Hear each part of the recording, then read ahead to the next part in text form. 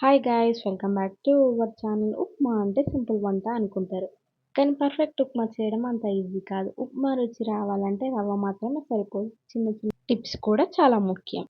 ఆ tips follow అయితే ఉప్మా పొడి పొడిగా సాఫ్ట్గా హోటల్లో తిన్నంత రుచిగా ఉంటుంది. కాబట్టి వీడియోని చివరి వరకు చూడండి.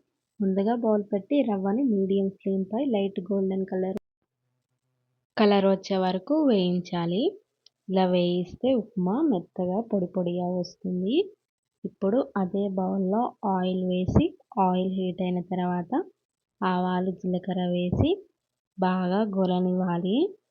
గోలిన తర్వాత ఆనియన్స్ పచ్చిమిర్చి వేసి ఆనియన్స్ని గోల్డెన్ కలర్ వచ్చే వరకు వేయించాలి. పచ్చిమిర్చిని పచ్చి వాసన పోయే వరకు వేయించాలి. అప్పుడే ఉప్మా మంచి రుచిని ఇస్తుంది. ఇప్పుడు కరివేపాకు వేసి బాగా ఫ్రై చేయాలి. కరివేపాకుని మొత్తం ఆయిల్లోనే ఫ్రై చేయాలి. కరివేపాకు ఫ్రై అయిన తర్వాత అందులో శనగపప్పు పల్లీలు వేయాలి. శనగపప్పు పల్లీలు వేయడం వల్ల ఉప్మా రుచి డబుల్ అవుతుంది. కాబట్టి శనగపప్పుని పల్లీలని ఆయిల్లో మంచిగా గోలనివ్వాలి.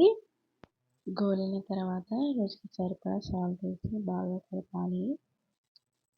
ఇప్పుడే కొంచెం సాల్ట్ వేయండి. ఒక్కసారి మొత్తం వేస్తే ఉప్పు సమానం అవుతుంది, కాబట్టి కొంచెం సాల్ట్ వేసి కలుపుకోవాలి. కలిపిన తర్వాత మేమైతే ఇక్కడ గ్లాస్ రవ్వకి 2 గ్లాసెస్ ఆఫ్ వాటర్ పోసుకుంటున్నాం. మీరు కూడా ఇలానే చేయండి. ఇలా చేస్తేనే ఉప్మా రవ్వ అనేది చాలా పొడి పొడిగా రుచిగా కూడా ఉంటుంది. 2 గ్లాసెస్ వాటర్ పోసి బాగా మరిగించాలి. వాటర్ ఎంత మరిగితే ఉప్మా అనేది అంత చక్కగా వస్తుంది. ఇప్పుడు వాటర్ని బాగా మరిగినాక రవ్వ వేయాలి. ఇక్కడే అసలైన సీక్రెట్ ఉంది.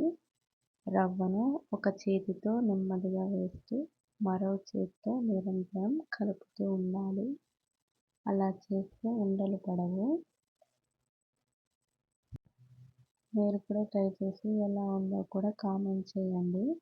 ఇక్కడ చూడండి, మేమైతే వాటర్ పోసాం. మరిగించింది కూడా చూడండి. వాటర్ అనేవి చాలా మరుగుతూ ఉంటాయి. ఇంకో టిప్ ఏంటి అంటే ఉప్మాలా కొంచెం నెయ్యి కలిపి తింటే టేస్ట్ అనేది చాలా బాగుంటుంది. ఇక్కడ మేము వాటర్ మరిగిన తర్వాత రవ్వ అనేది వాటర్లో వేస్తాం.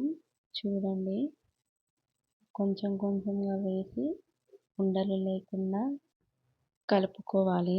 ఇలా కలిపితేనే ఉండలు అనేవి కట్టవు. ఉప్మా అనేది చాలా పొడి పొడిగా వస్తుంది. ఇలానే చేయాలి. ఉప్మా రవ్వ అంటే ఎంతమందికి ఇష్టమో కామెంట్ చేయండి. ఇక్కడ మేము ఉండలు లేకుండా ఇలా నిరంతరం కలుపుతూనే ఉన్నాం. ఇలా కలిపిన తర్వాత ఒక 5 minutes గ్యాస్ అనేది మీడియం ఫ్లేమ్ పై ఉంచి బాగా ఉడికించాలి. ఉప్మా అనేది ఉడికిపోతుంది. అంతే, వేడి వేడి ఉప్మా అనేది రెడీ అయిపోతుంది. Simple and easy recipe.